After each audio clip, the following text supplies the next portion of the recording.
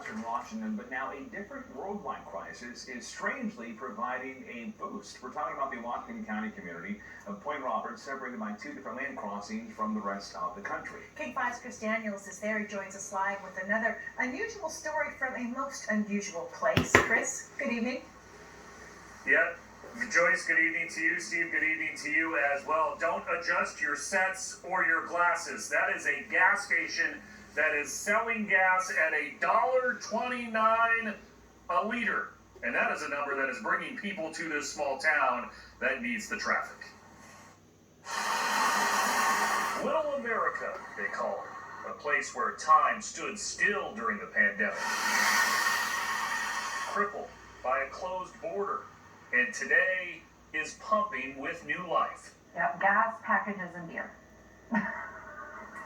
Kelly Bravener manages the Speedway gas station in Point Roberts. I lost about 98% of my business here. One of the many station owners in the 5 square miles of U.S. territory tucked under the 49th parallel, who say the global oil crisis has fueled revenue, with Point Roberts prices sold by the liter still roughly 50 cents a gallon cheaper than on the other side of the border. I've had a huge upswing in business. I'm usually pretty steady.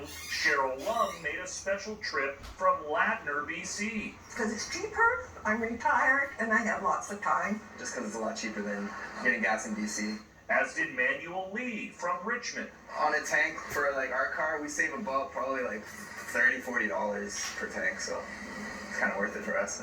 I've always said I'm the only person in Western Washington that roots for high gas prices. When the price of gas goes up, Canadians come down in mass. That stuff brings the boys to the yard. Allie Hayton says the trend helps, at least temporarily, increase traffic to the exclave with its unique set of circumstances. It doesn't help us with getting contractors here. We have a lot of work. It's been 2 years since we've been able to put time and money into the building. The truckers aren't coming across.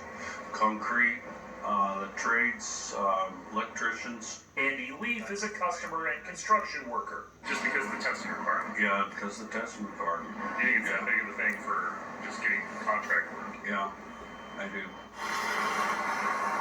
It is why longtime resident Brian Calder is still pessimistic about the immediate economic future. The daylight isn't there at the end of the tunnel. It's a candle and the wind's still blowing. But after 2 long years, finally, here, a bit of a break. Even on a bad weather day, for Point Roberts, there is no rain on this parade. And there has been an exemption for people in Point Roberts going to and from across the border. That testing exemption, a little bit different than what we've seen at the rest of the 49th parallel. There has been a testing requirement to come up and over and then back down. Point Roberts, that's going away at the end of the month with the announcement by the Canadians today. So there is some hope that that is one of the final hurdles to get back to normal here in Point Roberts, Washington. That's the story here live. I'm Chris Daniels. Let's send it back to you, Joyce. So, Chris, explain to us how the math makes sense for people to drive down from British Columbia for gas there. Yeah, this is where we go back to grade school, Joyce, and start talking about liters versus gallons. You look at that $1.29 a liter. It's about $1.91 a liter just across the border in Tsawwassen and Ladner. You factor in the exchange rate, and that is where we get to that 50 cents per gallon mark. And there is a cottage industry here in Point Roberts as well, those parcel post offices. So the Canadians are coming down to get their packages, their cheap packages that they've got through those mail order services like Amazon, and then filling up their gas tanks, and they believe a lot of Canadians do that makes economic sense. Makes sense to me. Chris, thank you. So it's Chris.